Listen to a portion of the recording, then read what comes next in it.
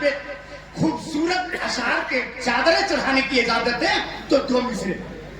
حسین بھائی آپ کی فرمائش. روک تو تلوار دنیا کو قضا آ جائے گی. بڑا احسان ہوگا آپ خاموشی کے ساتھ سن لیجیے چونکہ میری حیثیت ہی یہی ہے. اناؤنسر کو خاموشی سے سنا ہی جاتا ہے. آپ میری حیثیت اس کو بتا دیجئے, بڑا احسان ہوگا. نہیں کوئی سن لے گا کیا کہے گا کہ کرما ٹان والے سبحان اللہ بولنے لگے. نہیں ایک دم نہیں بولنا, ایک آدمی کو نہیں بولنا. آپ جہاں پہلے تھے وہیں چلے گئے. مجھ کو معلوم ہے کہ ایک لڑکا تھا حضرت ایک ہی لفظ بولتا تھا, گلیل بنائیں گے چڑیا ماریں گے. گلیل بنائیں گے چڑیا ماریں گے. لوگ اسے کانٹے لے گئے, ڈاکٹر نے علاج کیا. 15 دن کے بعد پوچھا کیا کرو گے. اب یہ نہیں کہہ رہا کہ گلیل بنائیں گے چڑیا ماریں گے, دوا کا کہا. اب ڈاکٹر نے علاج کیا, پوچھا اب کیا کرو گے, کہا شادی کریں گے. کہا شاباش میری دوا کام کر گئی. پھر ڈاکٹر نے علاج کیا, 15 دن کے بعد پوچھا اب کیا کرو گے.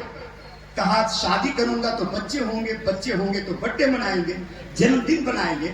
اور جب الحاج مبارک حسین مبارک جیسا مالدار شاعر ہوگا, مفتی افضل حسین مصباحی جیسا جب بڑا آدمی دوست ہوگا, ان کو دعوت دیں گے تو خالی ہاتھ آئیں گے نہیں. یہ مولانا آدمی لوگ ہیں تو شرٹ پینٹ لائیں گے نہیں, کرتا پاجامہ لائیں گے. اور بچہ چھوٹا ہے تو جاربند والا لائیں گے نہیں, ربر والا لائیں گے. وہی ربر نکالیں گے, گلیل بنائیں گے اور چڑیا ماریں گے. بات سمجھے, آدمی جہاں ہوتا ہے چلا جاتا ہے. آپ پیچھے نہ جائیں, آپ جہاں ہیں وہاں موجود رہیں. ذرا مسکرا گئے ہیں تو مسکرا کے کسی کے پاک کے نہیں, رسول پاک کے نام پر ہاتھوں کو اٹھا لے اور بولے لبیک یا حسین, لبیک یا رسول اللہ, لبیک یا رسول اللہ. اب آپ اگر خاموش ہو گئے تو میں خاموش ہو جاؤں گا. روک تو تلوار دنیا کو قضا آ جائے گی. جنگ کے میدان میں مخلوق خدا آ جائے گی. روک تو تلوار دنیا کو قضا آ جائے گی. جنگ کے میدان میں مخلوق خدا آ جائے گی. منتظر جنت ہے, جنت میں چلے جاؤ حسین, ورنہ جنت چل کے خود ہی کربلا آ جائے گی. منتظر جنت ہے, جنت میں چلے آؤ حسین, ورنہ جنت چل کے خود ہی کربلا آ جائے گی.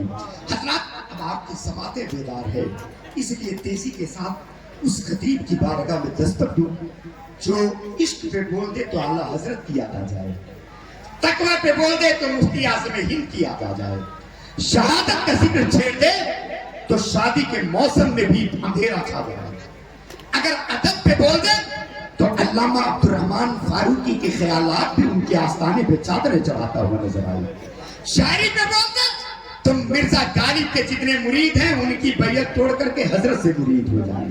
اس خطیب کا نام خطیب الہند, خلیفہ حضور تاج شریعہ حضرت علامہ مفتی افضل حسین صاحب قبلہ مصباحی کولکتہ. بڑے مہنگے خطیب بڑی محنت سے آج ملے ہیں, تو میں چاہوں گا کہ موقع سے یہ بزرگان دین ملا کرتے ہیں تو موقع سے فائدہ اٹھا لیا جائے.